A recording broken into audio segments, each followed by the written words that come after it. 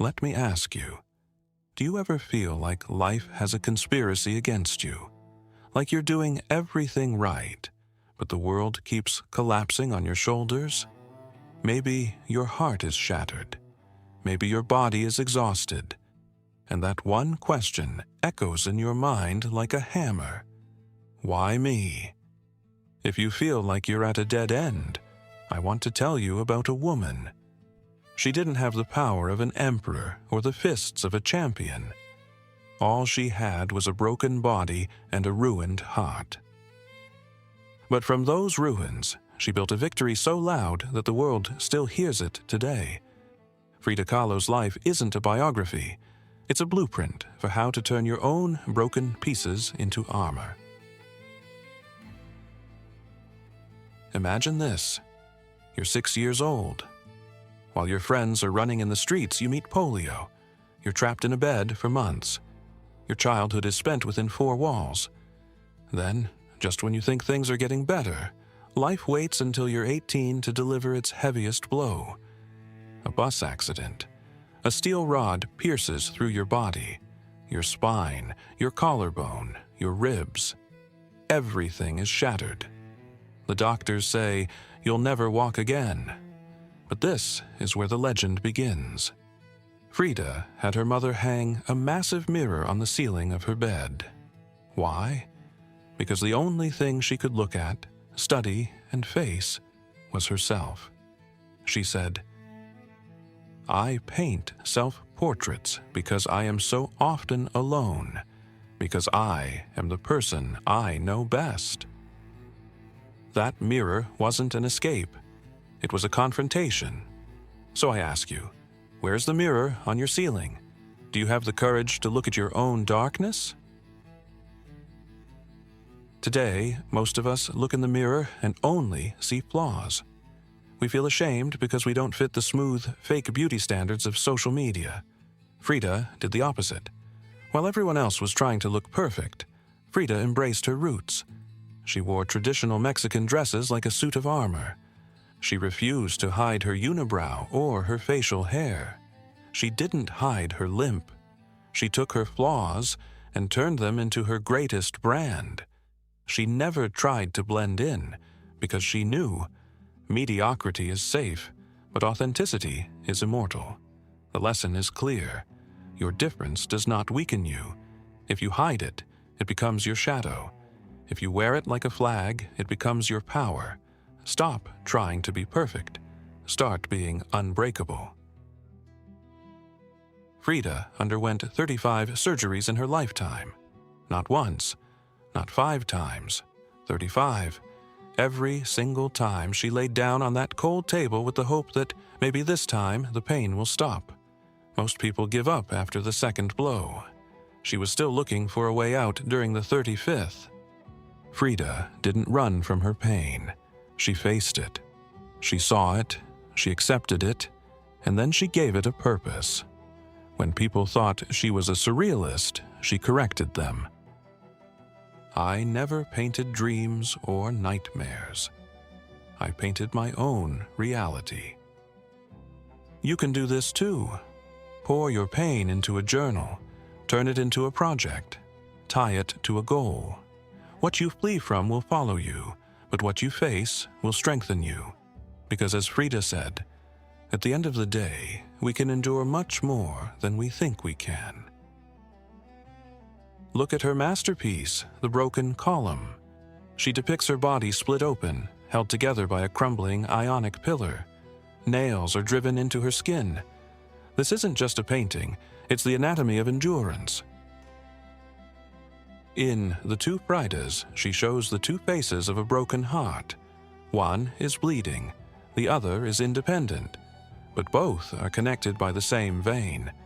She is telling us, being shattered doesn't mean you are broken. Life can split you in two, but only your will can stitch those pieces back together. When you stop being ashamed of your scars and start decorating them with gold, no one can break you again. Frida spent most of her life in physical isolation, months alone in a bed. Emotionally, she suffered the solitude of being betrayed by the man she loved most. But she didn't see solitude as a prison. She saw it as a laboratory. Most people fall into a void when they are alone. They cry out, "No one understands me." Frida stopped waiting for outside validation and created her own world. She became her own muse. The lesson? Solitude is only a prison for the weak.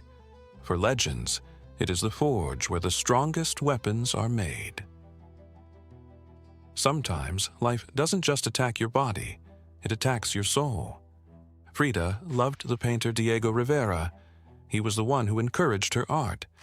But the man she gave her life to stabbed her in the most painful place. He betrayed her with her own sister, her closest confidant.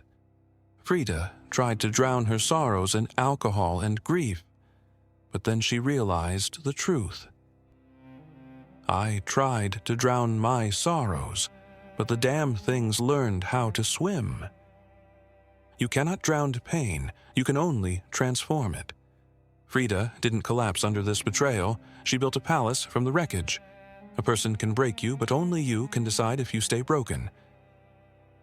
Think about the sheer weight of her existence.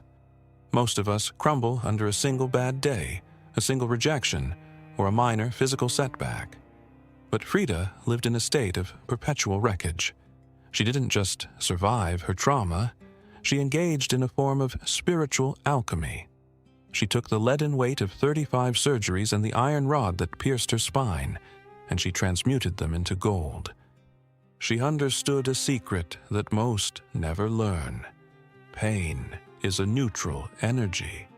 It has no power until you give it a direction. You can let it burn you down, or you can use it to light your way through the darkest nights of your soul. She didn't wait for the storm to pass.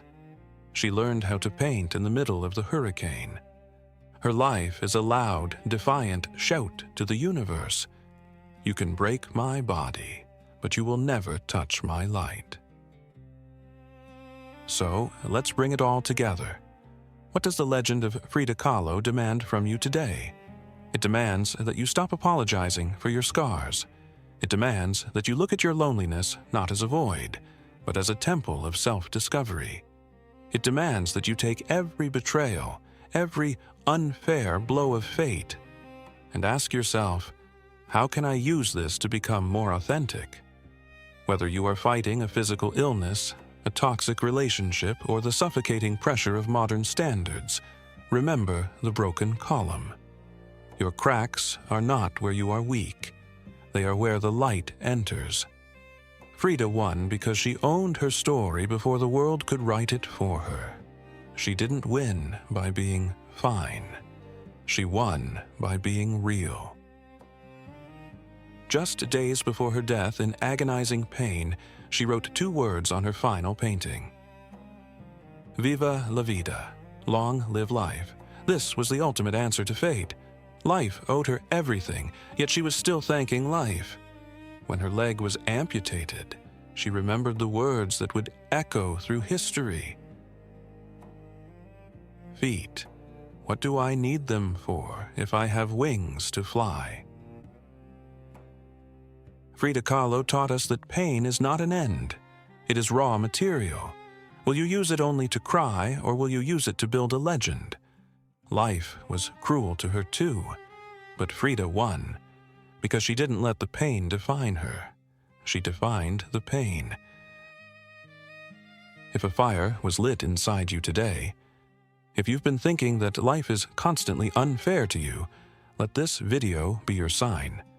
If a light turned on in your head and you're saying, I can do this too, then it's time to look at your own mirror.